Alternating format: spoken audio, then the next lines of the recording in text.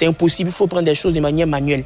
Maintenant, après, en ce qui concerne le président Laurent Gbagbo, il faut que les gens puissent faire des débats de fond. Parce que l'Ivoirien aujourd'hui a l'indignation facile. Il jette des suspicions a priori. Le président Laurent Gbagbo aujourd'hui, c'est des faux numéros de pièces d'identité à hauteur de 33 078. C'est des faux numéros de lecteurs à hauteur de 7 038.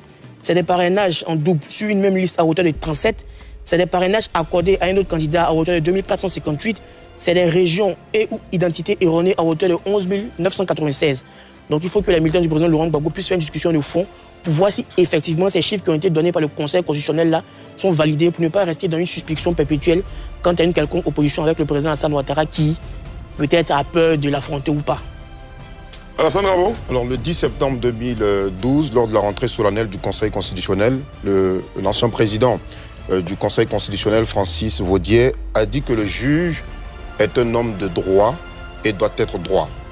Il s'interdit de s'interroger sur la loi, il doit faire appliquer la loi et non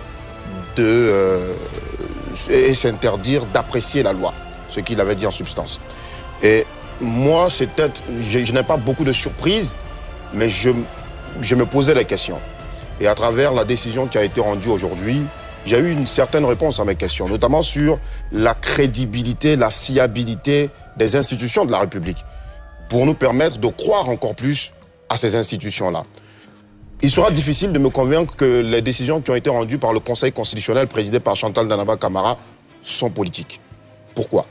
Parce que le Conseil constitutionnel qui donne l'opportunité à Alassane Ouattara, qui valide sa candidature en 2020, est présidé par Feu Mamadou Koné. Entre ce Conseil constitutionnel et celui aujourd'hui qui autorise à nouveau Alassane Ouattara à candidater, élimine aussi d'autres candidats, plus de 55 candidats, il y a plusieurs personnalités qui ont changé. En 2023, il y a 3 autres magistrats qui ont été nommés par le président Ouattara. La présidente elle-même a été nommée le 9 mai 2023. Donc ils sont pas, ces membres du Conseil constitutionnel ne sont pas acteurs de la décision ou des décisions de 2020.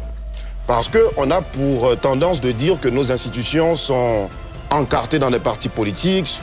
Et je pense qu'avec cette décision aujourd'hui, avec ces 2 différentes décisions, 5 années sont écoulées, c'est difficile de nous le faire croire, surtout avec le Conseil constitutionnel.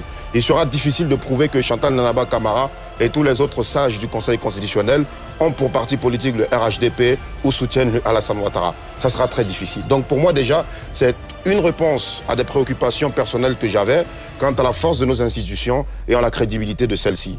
À côté de cela, non, pas de surprise. Les ténors qui ont été écartés, je pense que